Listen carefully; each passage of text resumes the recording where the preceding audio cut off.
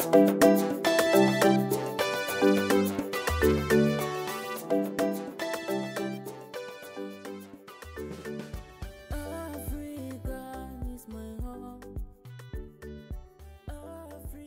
know, and so the only place you can go to and find cotton underwear of better quality is at the market, and it's secondhand, open air market. Oh my goodness.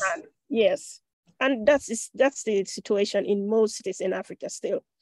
Wow. Today. Yeah. It's secondhand. Secondhand underwear you throw away or you give to charity is being sold to Africans today. Some wash it and repackage it neatly, very nicely, and it's just like if it's new, and it's been sold. Others don't even. I didn't know that. I know there's secondhand clothing, but I didn't know that. It's the underwear. Yes. So the underwear sold in many African countries yes. would be secondhand that was being discarded from Western countries, shipped to Africa. Yeah. And that's crazy. That's the practice. You know, it's just like with the clothing. So underwear still go through the same. So some countries in Africa have forbidden importation of used underwear, but they're smuggled in. They're still smuggled in. Yeah. So like East African, there's a ban on them in East African countries, but they're still smuggled into those countries. And the same applies in Gambia. It's not forbidden anyway. There's no ban on it. So, but that's the best place where you can find it. But you know what? And especially when you live in the diaspora, you get to understand that the hygiene habits of certain cultures are not. So the standard of different cultures have different hygiene. Some places where it's colder, people may bathe once every 2 or 3 days because it's colder. They may wash their face, wash their hair, but it doesn't mean they don't necessarily bathe because they do that every 2 or 3 days. And some people, because it wasn't long in Victorian times in England, people used to have a bath once a week. And there's some people, so the mindset of showering every day, maybe it's because we're from a hotter climate, so we understand. So we bathe every day. So I don't know that people fully understand that these underwear come in from places where people may not bathe every day. They may bathe once every, however infrequently they bathe. And so all those underwear is nasty. That's yeah. Ooh, wow. Absolutely. You Google that after this interview, Google it. There's so much written about it. You know. So yeah. People have suffered. People are suffering, and you know, they have to make that change themselves. They have to make that change themselves. We cannot do it for them. So that was one thing that even when I left, I came back to Sweden, that was lingering at the back of my mind always, you know. Oh my goodness. And you know, even though Gambia is a very poor country, but still you have people are lifting themselves up, people are getting jobs, people are, you know, maybe there is not a huge middle class as it is in neighboring countries like Senegal, you know, but, you know, there is a number of people that are getting, their lives are getting, you know. Oh yeah, Gambia is doing compared to my heritage is Sierra Leone, as I mentioned earlier. I don't know, I think that may have been cut off the recording, but I think Gambia appears to be doing better than Sierra Leone. People may come on the comment section and say differently, but it appears to be. Yeah. So so I don't know with that comparison, but with Gambian, the situation there is just, even though poor, but still there's development and people are, you know, and people are getting jobs and they are changing their lifestyles and they're entering into the middle class lifestyle, and their consumption, you know, patterns are changing and all that.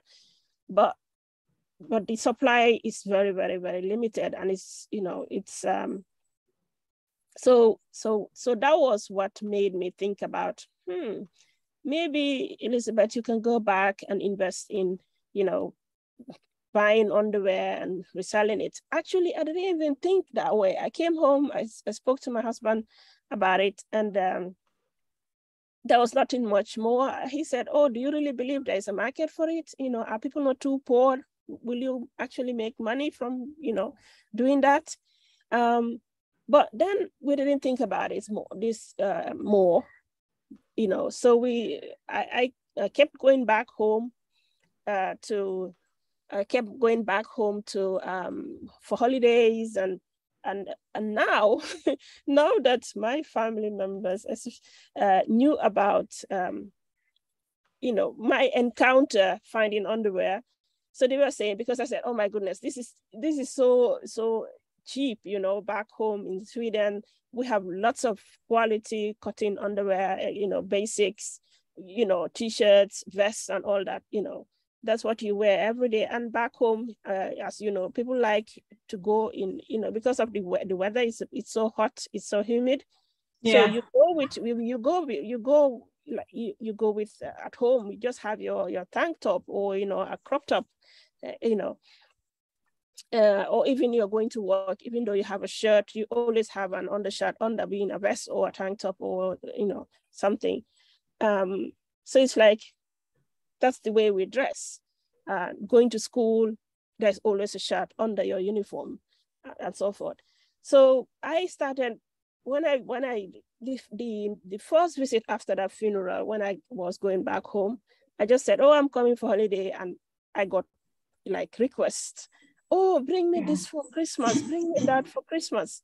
And this time around, it wasn't like, bring us chocolates or bring us, it was, oh, and you were talking about those underwears that you guys have.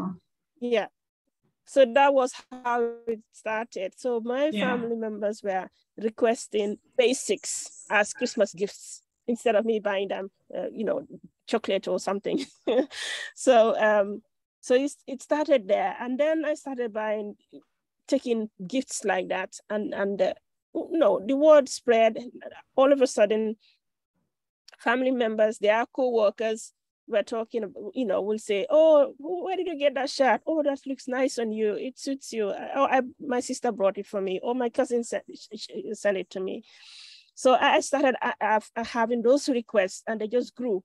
And there was a time I was traveling, and we had excess luggage, and and we had to pay extra. And I've been paying extra, but this time it was with my son and my husband, so we had to pay more. Right. It was more luggage than and because you had to take things, because in your luggage you had things, you were taking underwear. Yes, underwear, t-shirts, vests, So, and he looked at me, I paid, I wasn't happy paying. He looked at me and he said, maybe it's time for you to actually take that idea you had to the next level, because here you are paying extra. So, so that was how it, I never thought of this being a business, but that was it. That was the turning point for me.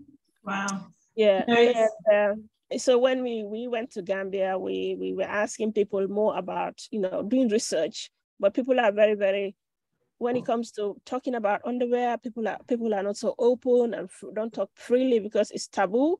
Mm-hmm. So they, it was difficult getting to understand what is their need and what is it they really want. Because so far it was just, I was giving gifts. It was seen as a gift, So trying to get them to like, do you really want this type, or what type of underwear? Like your market research, so you can know what to make.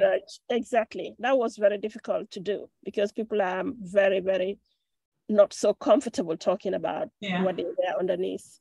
So so we came back. We knew there is a gap, but we didn't know whether it can be monetized and into make a business out of it. So so I did more research, like I sent a questionnaire to like friends I know online, distribute it. And then, I got answers, because now they're not seeing my face. They're just sitting in their own comfort and reading those questions, filling out the form. And so it's a cultural thing, right? It's slightly a cultural thing. Yeah. So so I got the feedback, but it was also disappointing because most of these like underwears I was buying excess of were mainly to female friends and female, family members, big, people with bigger cup sizes and they have a huge difficulty finding underwears. Yeah, can imagine. Yeah. So I was thinking, maybe it's the ladies that need more of what, with underwear. They have the worst need.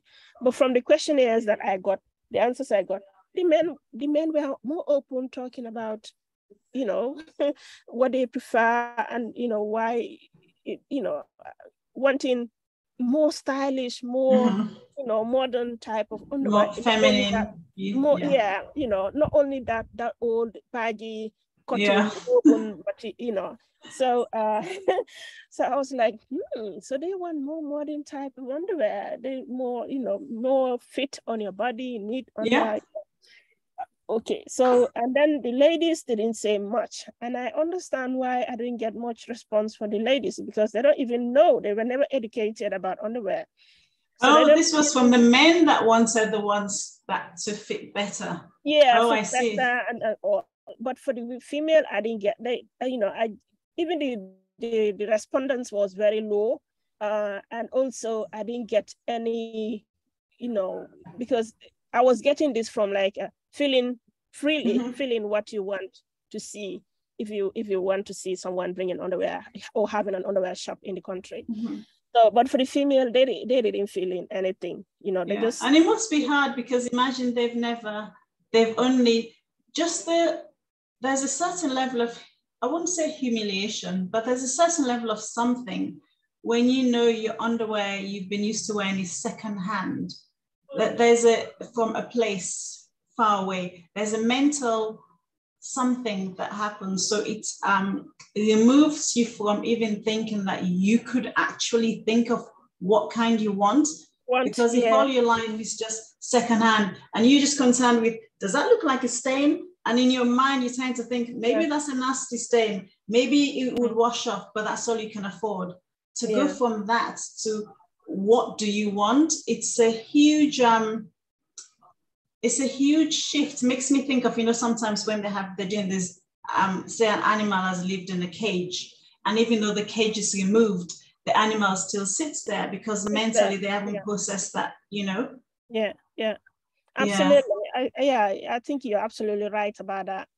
And also, even when I went further, like asking those that were comfortable talking to me about their bra experiences and all that, they, mostly they don't even have the knowledge about bras and cups and band, the sizing. They don't even have it. They don't have the knowledge about it. So I was very much driven I was very moved and motivated to start up doing bras, because I felt like people like my mom, I know. they needed it more. But unfortunately, if you want to run a sustainable business in that country, you have to cater for the men. Right. Yes, because they have the jobs, they have the buying power, and they have the money to spend on themselves and on their wives. Yes.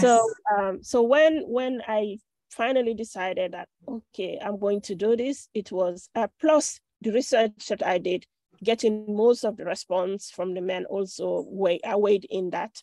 And, I said, okay, I think I'll start with catering for the men, but so that was the part that I said, okay, I'll try something small. I'll go out there, find a supplier. I know what the men have described for me that they wanted, something modern, something classic, a combination, and it wasn't difficult to find suppliers, but the difficult thing was to find suppliers that will supply you quality for the African market at the right price, you know. So so even though these are people that have an income, but it's still way less than what an average middle-class person does here in the West. So so I had a huge limitation to what I can get and at what price in order to make it work. So so getting suppliers in Europe were just out of question. It didn't work. It was just too expensive. Yeah. So I did like what everyone else will do. You Google and you find yourself on Alibaba or any other Chinese marketplace.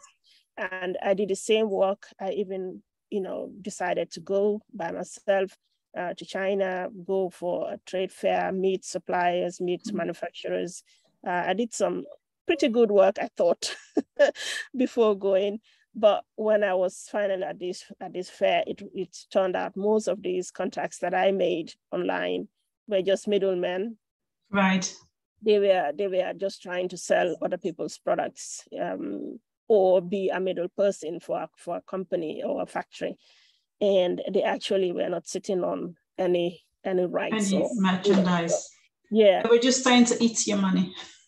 Or maybe they were trying to do that. Yeah, exactly. Yeah. But I'm very risk averse. So I said, no, I'm coming myself.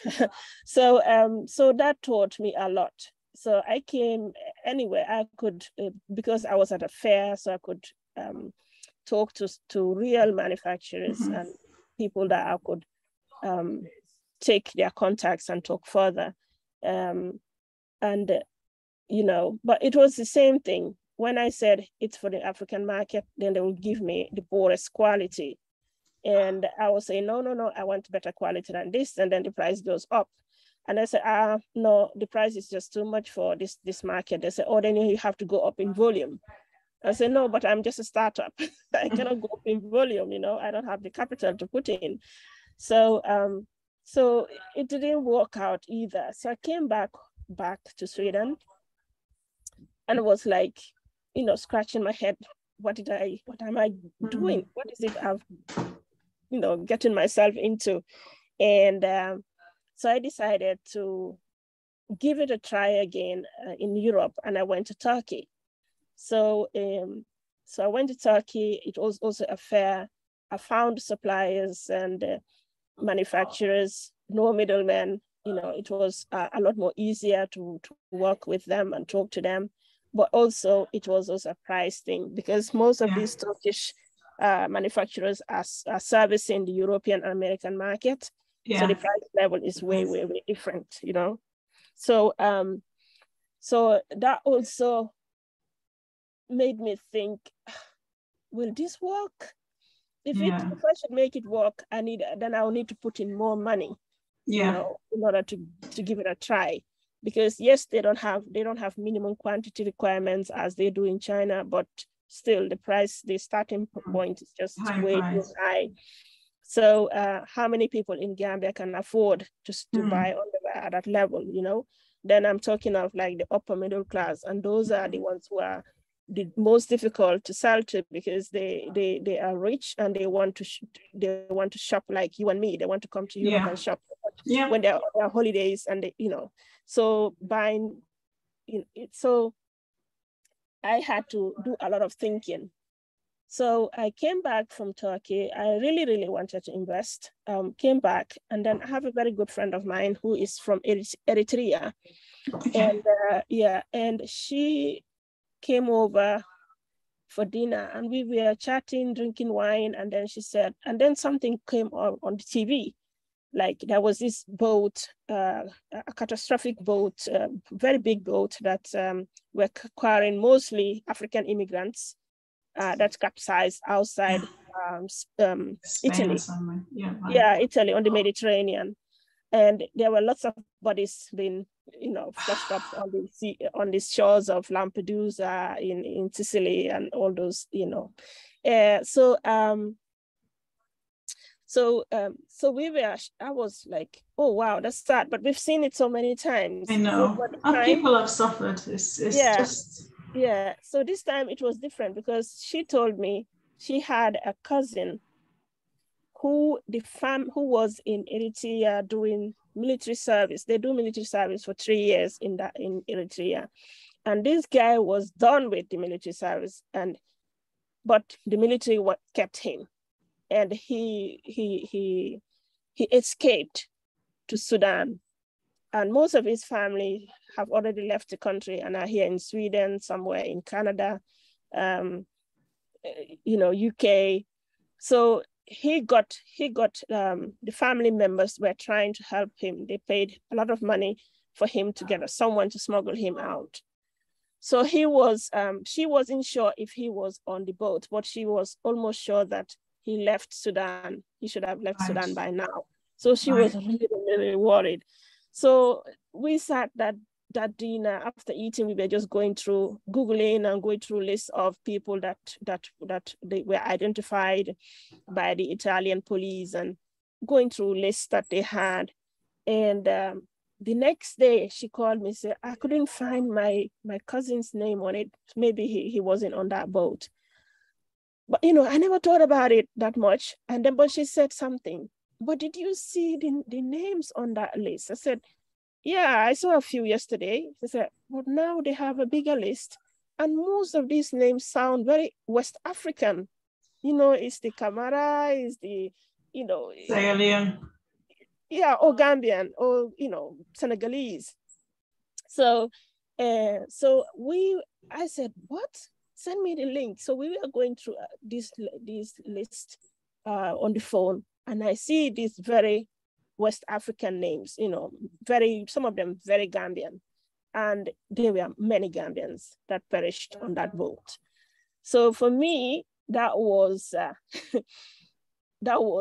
hit me very hard, And that was the change for me, because I was in the middle of, thinking, I want to do something back home. I want to do this business. Maybe it's going to be underwears and, everyday basics.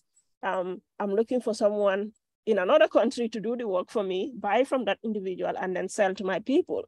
So for me, that was that change that happened. Why should I give my hard-earned cash to somewhere else to make those, products for my people to wear? So I said, okay, let me ask my people to make it for themselves, and they buy it and create those jobs in the Gambia. So that was it. That was how I just changed my whole thinking, mindset, business model into, okay, now I'm going to solve the problem of unemployment in the Gambia. Rather. Wow, that's a lot of reality of being West African nowadays. It's just so heartbreaking. First, we go from the girls with the abilities in the math who can't get to school for various reasons. So the talent is just not developed, nurtured, because they may be married early, and that's whole lack of opportunity, etc. So that's one thing. And then now we're on the boys, where because of a lack of perceived opportunity, actual opportunity, and advertising, because there's a lot of advertising that gives people the impression that life in the West is a bed of roses.